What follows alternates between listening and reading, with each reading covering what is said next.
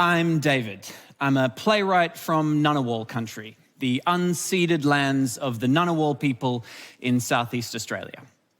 I come from a family of climate scientists, and in 2014, I wrote a play entitled Kill Climate Deniers. The play follows the story of a group of eco-terrorists who take over Australia's Parliament House during a Fleetwood Mac concert and hold the entire government hostage, demanding an instant end to climate change. So the story is ridiculous, but I wanted the play to start a conversation about what happens when the unstoppable force of climate change meets the immovable object of politics.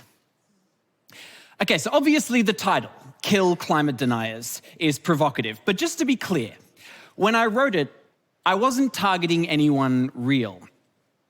Now, thanks to the work of journalists and scientists like Naomi Oreskes, we know how climate denial began.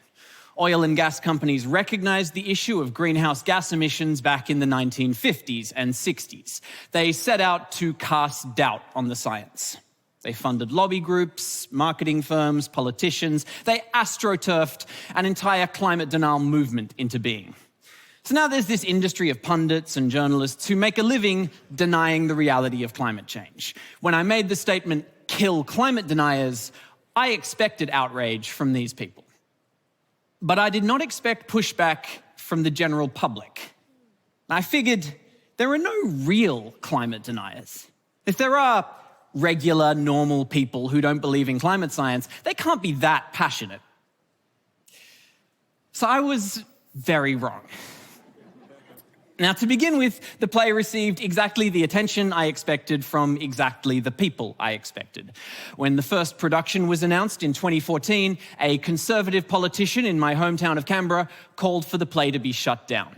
There were angry articles in the Murdoch press, Breitbart, InfoWars, all the usual suspects in the right-wing media machine. Some of these pundits accused the play of being an incitement to terrorism, and they referred me to the police. Their argument was that people would see the show and be inspired to take an entire government hostage to end climate change. Now, the theatre company didn't have money for lawyers or a crisis communications team, so out of concern for the actors' safety, the production was cancelled. But I didn't like backing down. It didn't feel good. I felt as if giving up on the project was like agreeing with the people attacking it. And I did not agree with them. The play was not an incitement to terrorism. But no theatre company was willing to take the risk of being referred to the police. I couldn't get it up as a show. So instead, my musician friend Ruben Ingle turned it into an album. Ruben sampled dialogue from the play and wove it into a series of original electronic tracks. And we toured that record around Australia. We couldn't get into theatres, so we went to nightclubs. We held dance parties.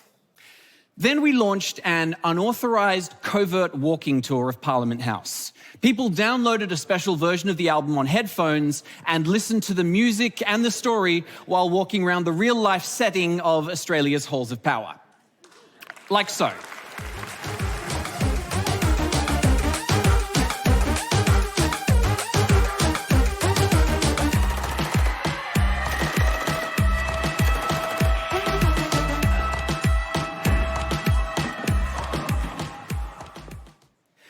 Now, all of this helped to build up an audience for the project, but even more importantly, there were no real-life copycats. Not one government building was taken hostage by eco-terrorists during a Fleetwood Mac concert. So, 4 years after the original production was cancelled, the play finally made it to the stage in 2018 at the Griffin Theatre in Sydney, followed by productions in Prague, London, Los Angeles, and so on. Obviously, I was very happy.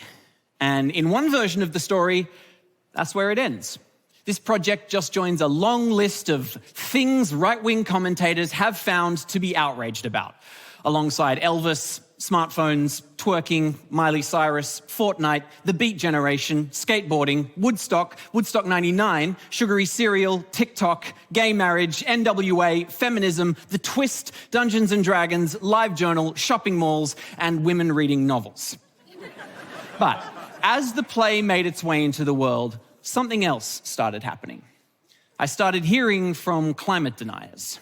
Not fossil fuel pundits or right-wing journalists, real climate deniers. Regular, normal people. Now, I couldn't get my head around it. Like, why did they care so much? Like, if you're an ExxonMobil executive, then you have a financial incentive to downplay climate science. But if you're a high school teacher in Queensland or a massage therapist in Massachusetts, why would you spend your nights and weekends desperately trying to debunk Earth science research? Now, it turns out that although climate denial began as an astroturfed movement created by fossil fuel companies, it caught on because it connects with a certain group of people in a very real way. I got emails.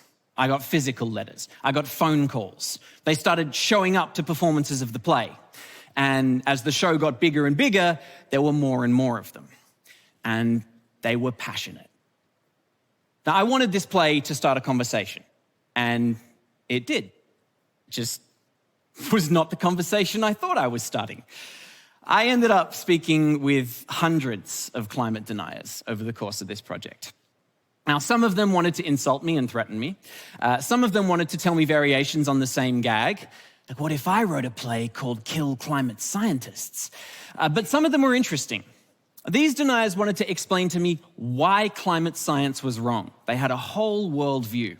They said, the reality is, David, that climate change is a made-up excuse for a huge program of top-down intervention. What climate activists really want is to stifle our freedoms.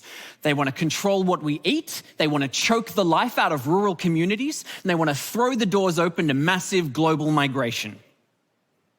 Now, I wanted to respond to these people and say, sorry, you're wrong, that's not what it's about. But the more I talked with them, the more I realized they're right. They are completely correct. I mean, they're not correct about climate change being a made-up excuse. That, sadly, is not true. But the consequences of climate change? Yes, diets are going to change. Yes, a lot of communities in exposed locations will be forced to leave. Yes, there will be huge movements of people within and between countries. They're right. And we don't even realize how right they are. I believe in the science of climate change, and so do probably most of the people in this room. But more often than not, we go about our lives as if it's not real. We plan our careers, we build houses, we educate our children as if the future will look like the past. But the world we're educating them for no longer exists. At 1 degree warming, we are already on a planet unlike anywhere humans have ever lived in the past, and our systems are starting to buckle under the strain.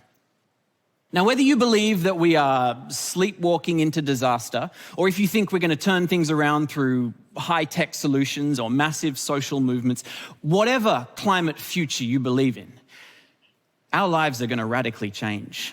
Our future will not look like our past. We accept the science, but we haven't processed the consequences. We don't explicitly deny climate change, but in our actions, we're like soft deniers, stealth deniers. So I'm one of these people. Maybe you are too. I keep my carbon footprint as low as possible, but then I got on a plane to give this talk. I read research reports about which cities will be vulnerable in future decades to climate shocks, resource shocks. And then I forget all that and think, I just want to buy a flat in my hometown. If you believe something, but you act like you don't believe it, do you really believe it? Now, climate deniers understand the consequences of the science, so they don't accept the science. They know what it means if it's true, so they won't allow it to be true. I think we can learn from climate deniers. I want to be more like that high school teacher in Queensland, that massage therapist in Massachusetts, because they live what they believe. You and I, who think we know better, we're the ones in denial. And I know deep down that the longer we deny reality, the harder the shock when it hits. Thank you.